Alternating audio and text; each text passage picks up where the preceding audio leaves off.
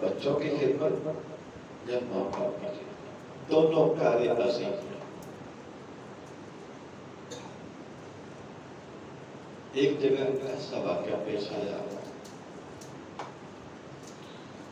نبی اسلام بچوں کو بلا کے ان کی باتیں سنتے رہتے، مجھے سناؤ کیا واقعہ پیش آیا۔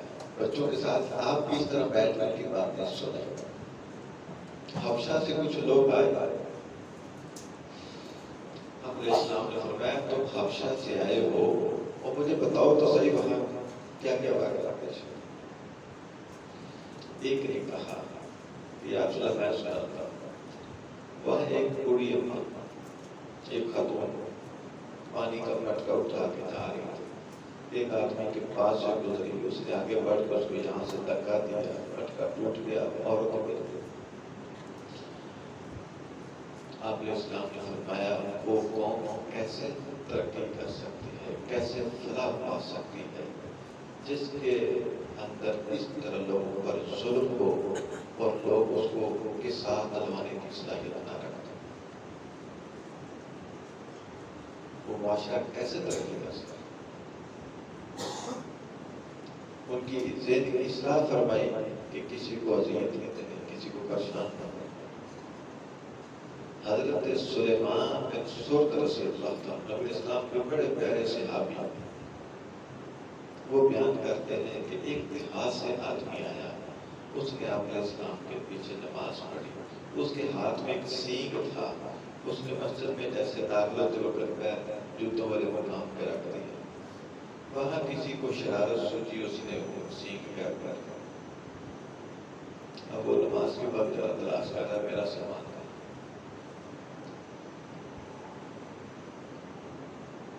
پریشان ہوا، نبی اسلام نے فرمایا کہ اس کو کس نے پریشان کیا؟ پتہ چلا کہ کسی بندے نے اس طرح شرارت، تو آپ نے اسلام نے فرمایا فلا يرون مسلما من كان يؤمن بالله واليوم الاخر، جو اللہ اور آخرت کے دن پر ایمان رکھتا ہے اس کو یہ زیب نہیں دیتا کہ اپنے کسی مسلمان بھائی کو پریشان کرے، فوراً ساتھ اس کی چیز اس کو واپس دو۔ تو یہ ہماری اولاد میں چیز نظر آئی، پھر اس کا مطلب ہے کہ آپ اولاد کو ٹائم دے رہے ہیں،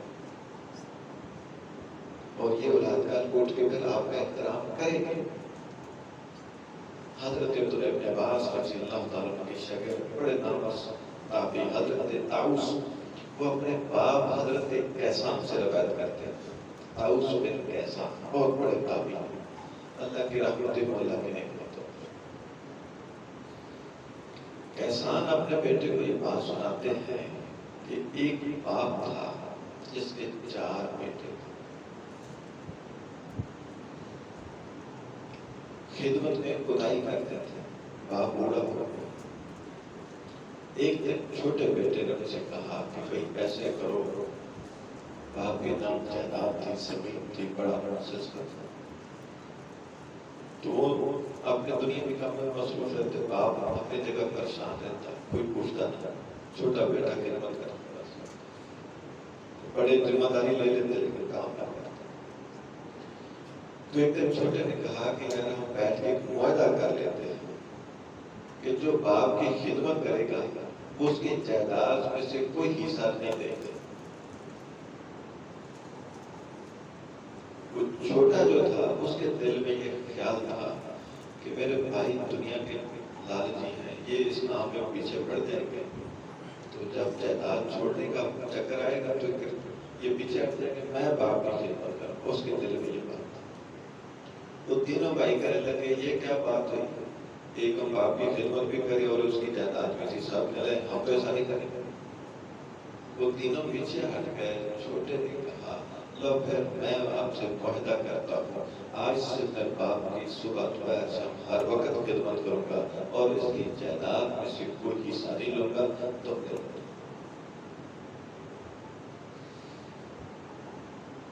تقریباً 3 سال کا لگ بھگ عرصہ گزرا، باپ فوت ہو گئے،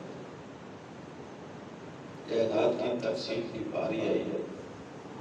اب وہ تینوں دیکھ رہے ہیں کہ کہیں ہم سے مطالبہ تو نہیں کرتے، اس نے ان کے سامنے پھر اعلان کیا کہ بھائی میں نے تم سے وعدہ کیا تھا کہ باپ کی جائیداد میں سے میں کچھ نہیں لوں گا اور باپ کی خدمت بھی کروں گا. میں باپ کی خدمت کرتا رہا اللہ کی رضا کے لیے. آج باپ دنیا سے چلا گیا ہے, مجھے تمہاری جائیداد سے کوئی دلچسپی نہیں, تم تقسیم کر لو.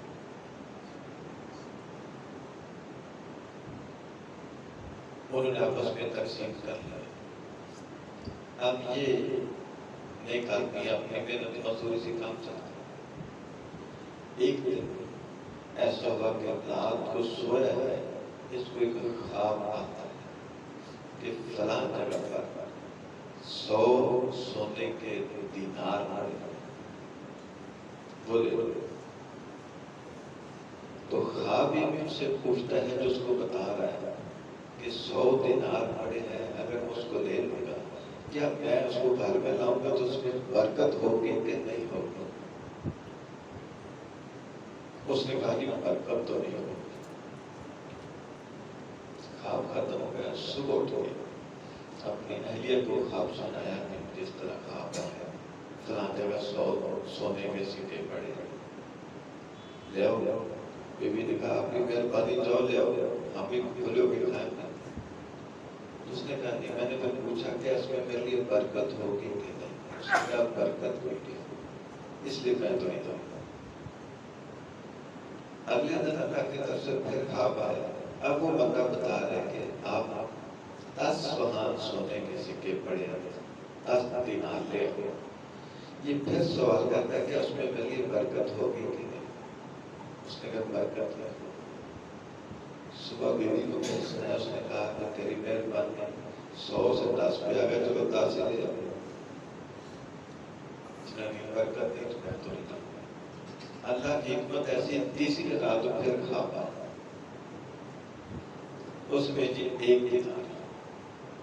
یہ پھر پوچھتا ہے اس میں میرے لیے برکت ہوگی کہ نہیں. اس نے ہاں اس میں برکت ہے. یہ صبح اس پوائنٹ پر جاتا ہے, وہ 1 دینار پڑا تھا لے آیا. جب دینار لے آیا واپس آ رہا تو راستے میں جہاں سے گزرا ہے مارکیٹ تھی, مچھلی سیل ہو رہی تھی. اس نے کہا چلو اور نہیں سی تو آج مچھلی خریدتے, گھر میں جا کے پکاتے. یہ گھر وہ مچھلی خرید لی. گھر لا کے جب اس کا اندر کا حصہ صاف کرنے لگے تو اس کے پیٹ سے اتنا بڑا ڈائمنڈ ہیرا نکلا.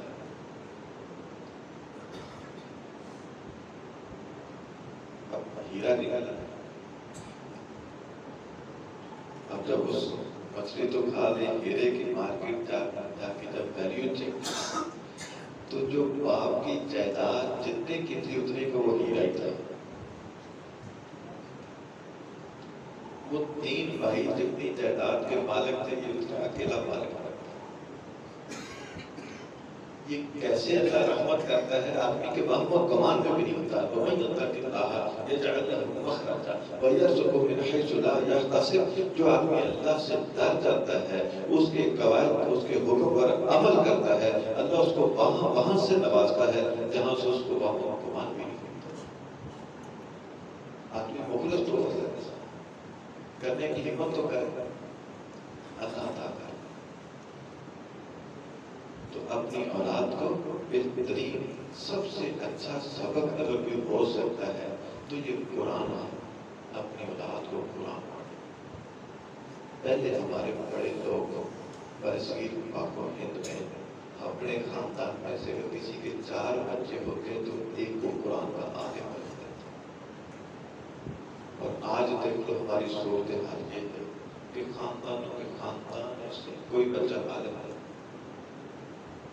حفظ کی روٹین بنائی, جو لوگ حفظ کر لیا وہ 3 سال ہے, اس کے بعد بچے کو بھی پتہ نہیں کیا حفظ کیا. تو میرے بھائی جس چیز میں کام آنا ہے وہ یہ, جو آدمی اللہ کی قرآن کی عزت کرتا ہے اللہ اس کی عزت لوگوں کے دلوں میں بٹھا دیتا. اور وہ کوئی دوسروں سے پیچھے نہیں رہتا. کسی کی وہم و گمان میں ہوگا کہ وہ معاشی طور پہ کمزور ہو جائے گا, نہیں, وہ معاشی طور پہ بھی اللہ کی رحمت سے خوشحال ہو. میں نے آپ کو رمضان میں ایک واقعہ سنایا تھا, اگر پھر دین میں تازہ کر لیں تو آپ کو یاد رکھنا ہے۔ فقہ کے ایک بہت بڑے امام ابو حنیفہ رحمہ اللہ، ان کے شاگرد خاص ہیں امام ابو یوسف رحمہ اللہ۔ امام ابو یوسف رحمہ اللہ کے بارے میں تاریخ بغداد میں علامہ بغدادی رحمہ اللہ نے تفصیل سے واقعہ لکھا کہ ان کی عمر ابھی 6-7 سال تھی، ان کے باپ فوت ہو جاتے، قاضی ابو یوسف جس کا نام ہے، ان کے باپ فوت ہو جاتے۔ ان کی ماں نے کہا کہ چلو میں اپنے بچے کو دھوبی کا کام سکھا دیتے ہیں، گھر کا سرکل چلتا ہے۔ وہ دھوبی کے پاس چھوڑا، بچے نے ادھر سے جب گزرا تو راستے میں امام ابو حنیفہ رحمہ اللہ کی مسجد تھی، مسجد میں بیٹھ کر داغا پڑھتا، لوگ بیٹھے اس طرح مسائل پوچھ رہے، ان کو مسائل بتا رہا، وہ بچہ پاس بیٹھ جائے، اس کو بات سمجھ آ جائے۔ اللہ کے قرآن سے وہ آدمی محبت کرے، اس کو اپنے تک کھینچ لیتا ہے۔ جب 3-4 دن بچہ محفل میں بیٹھا تو اس کو بات سمجھ آ گیا، اس نے ادھر جانے کی بجائے میں ادھر ہی بیٹھوں۔ ماں نے جب دیکھا کہ بچہ کام کر کے ہے تو آثار نظر آتے، اس پہ آثار نظر نہیں آ رہا، وہ پیچھے آئی تو دیکھا بچہ کام پہ نہیں گیا، مسجد میں بیٹھا۔ ادھر سے امام صاحب سے کہنے لگے کہ بابا تو میرے بچے کو خراب کر رہا ہے، میں اس کو کام سکھانے کے لیے ادھر چھوڑ کے تو ادھر بلا دیتا ہے، اٹھا کے ادھر چھوڑے، اگلے دن بچہ پھر ادھر بچہ، ماں پھر پیچھے آ جائے، بابا پھر تو میرے بچے کا دماغ خراب کر، اس کا باپ فوت ہو گیا، گھر کا معاشی نظام کیسے چلے گا، میں اس کو کام سکھانا چاہتا ہوں۔ تو امام صاحب رحمہ اللہ فرمانے لگے کہ اے بی بی، تیرا بچہ وہ علم حاصل کر رہا ہے، ایک دن آئے گا کہ تیرا بیٹا پستے کا فلودہ کھائے گا۔ پستے کا فلودہ اس وقت آدھا بادشاہوں کی ڈش تھی، اور لگتا تو ایسے ہے کہ آج کل کی بادشاہوں کی ڈش ہو گئی، جتنا مہنگا ہے۔ عورت کہنے لگے کہ بابا لگتا ہے تو اس سترہ بدرہ کیا ہے، اور میں دال روٹی کو رو رہی ہوں تو پستے کے فلودے کے خواب سنا رہا، تیری مہربانی میرے بچے کا دماغ خراب تھا۔ اللہ کا کرنا ایسا ہوا بچے کا دل وہاں جم گیا، اس نے قرآن پڑھا، سنت پڑھی، حدیث کا سبق سیکھا، امام صاحب سے مسائل سیکھے، ایک عالم بن گیا۔ وقت آتا ہے ایسا کہ کسی علاقے میں ایک جج صاحب کی ضرورت پیش آتی ہے، جسٹس جج اسلامی قانون کو سمجھتا ہو، اس کے مطابق فتویٰ دینے کی صلاحیت رکھتا ہو۔ ہارون الرشید کے پاس ایک ویکینسی آئی تو انہوں نے کہا اچھا دیکھو اس کا اہل کون ہے۔ جب جائزہ لیا کہ امام صاحب سے پوچھا یہ میرا شاگرد ابو یوسف اس کا اہل، اس کو تعینات تھا۔ قاضی ابو یوسف ہاں جج لگ گیا، پھر وہی آہستہ آہستہ ترقی کرتے بڑھتے بڑھتے ایک وقت آتا ہے کہ یہ بغداد میں مسلمانوں کا دارالحکومت موجود تھا، یہ وہاں شہر کے جو سب سے بڑا قاضی ہوتا تھا، قاضیوں کا قاضی القضاء یہ لگ جاتا، اور جو شہر کا قاضی ہوتا تھا وہ بادشاہ کے دسترخوان پہ اکٹھے بیٹھ کے کھانا کھاتا۔